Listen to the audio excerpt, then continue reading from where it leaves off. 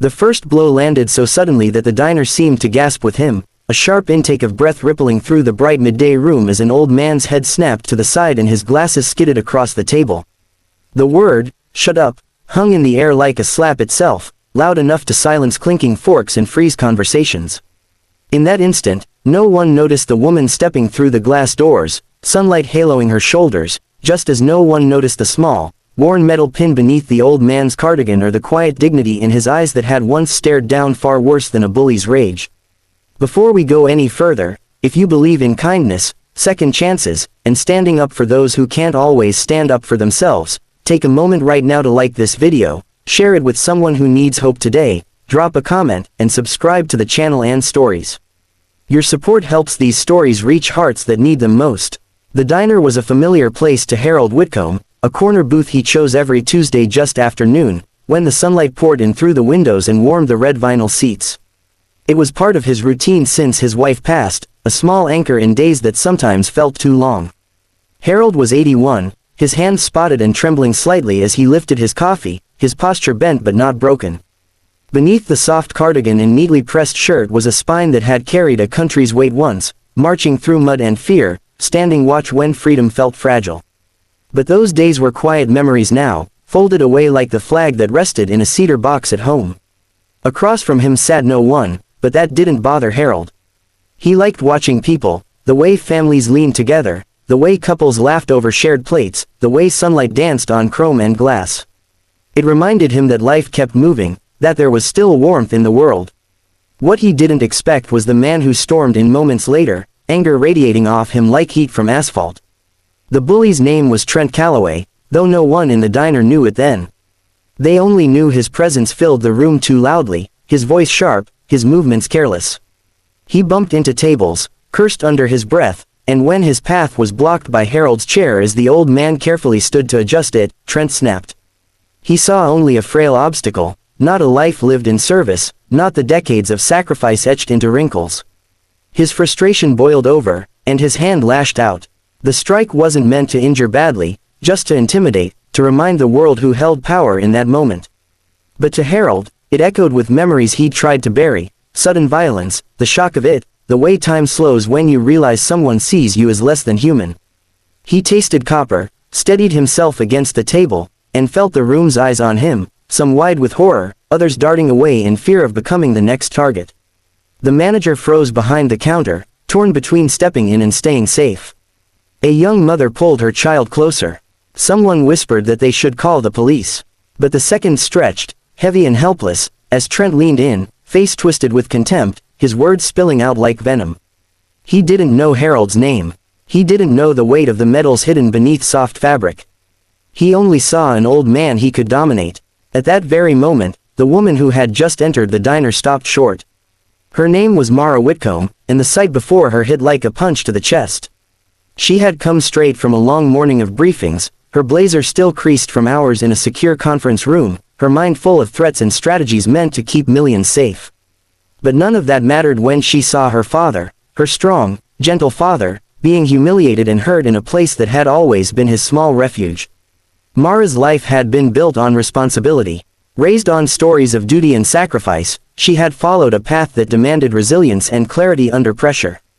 As the head of Homeland Security, she was used to walking into tense situations, used to eyes turning toward her for answers. Yet nothing had prepared her for the raw fear that surged when she saw Harold's hand shaking as he reached for his fallen glasses, or the way his shoulders hunched not just from age, but from shame.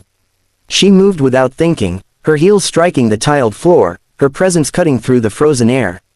People noticed her then, the way she carried herself, the authority in her stride, the controlled intensity in her gaze. Trent noticed too, but he misread it, assuming she was just another bystander about to plead or protest. He turned, annoyance flaring, ready to bark another insult. What he saw instead was a woman who had faced down storms far greater than him, whose calm was not weakness but steel. She placed herself between him and her father, her body a shield, her eyes never leaving his face. The diner seemed to breathe again, tension shifting, something changing in the air. Mara helped Harold back into his seat, her touch gentle, her voice low and steady as she checked him for injuries. To anyone watching, it was a daughter caring for her father, a simple, human moment. But beneath it was a fury held in check, a promise that this would not end with silence or fear. Trent scoffed, words tumbling out, dismissive, cruel, confident in his anonymity. He had no idea who he was confronting, no sense that the woman standing before him was responsible for safeguarding borders, responding to disasters, and coordinating the protection of a nation. To him, power was loud and physical. He didn't recognize the quieter, deeper authority that comes from service and accountability. Mara straightened, her expression unchanged, and asked the manager to call the police, her tone leaving no room for argument. She then addressed the room, reminding everyone that violence was never acceptable, that respect wasn't optional, that standing by in silence only fed cruelty. Her words weren't shouted, but they carried, resonating with something people had felt but hadn't known how to say. As sirens grew closer in the distance, Trent's bravado faltered. He shifted, suddenly aware of eyes on him not with fear, but with judgment. The old veteran he had struck was no longer alone, and the room was no longer his stage. When officers arrived, the story unfolded quickly, witnesses speaking up now, courage blooming where there had been hesitation. The handcuffs clicking around Trent's wrists were not a spectacle of revenge, but a quiet restoration of order. Harold sat silently through it all, holding Mara's hand, his grip surprisingly strong. He didn't need apologies or grand gestures. What mattered was that someone had stood up, that the values he had once fought for were alive in his daughter and, perhaps, rekindled in the hearts of those who watched. In the days that followed, the story spread, not because of Mara's title, which she kept out of the spotlight, but because of the image of an old man and his daughter, dignity meeting cruelty and refusing to bow. People talked about the veteran who endured, about the woman who stepped in, about the reminder that strength wears many faces. For Harold, the diner slowly became a place of healing again. Strangers nodded with respect, some stopping to thank him for his service once they learned who he was. He listened, humbled, always quick to say he was just one of many. But, inside, something had shifted. The fear that had flickered in him that day faded, replaced by a quiet pride not in what he had done long ago, but in what his daughter continued to do every day. Mara returned to her demanding work, carrying the incident with her as a reminder of why it mattered. Policies and plans were important, but so were small moments of courage, the choice to protect, to intervene, to care. She knew she couldn't be everywhere, but she hoped the story would inspire others to step forward when they saw injustice, to remember that silence can wound as deeply as a raised hand. Near the end of this story, if it's touching something in you, if it's reminding you of someone you love or a moment you wish you'd acted differently, please take a second to like the video, share it, and let us know in the comments. Your engagement helps these stories keep reaching people who need them. And before this story ends, we have a special request. Comment below with the words, "Respect has no age," if you believe every person deserves dignity, no matter how old, quiet, or overlooked they may seem. The diner still fills with sunlight every Tuesday at noon. Life goes on, ordinary and fragile, waiting for moments that reveal who we really are.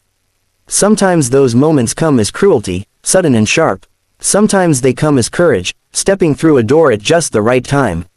And sometimes, they remind us that behind every wrinkled hand is a history, behind every calm gaze a strength, and behind every act of kindness a chance to make the world feel a little safer, a little more human.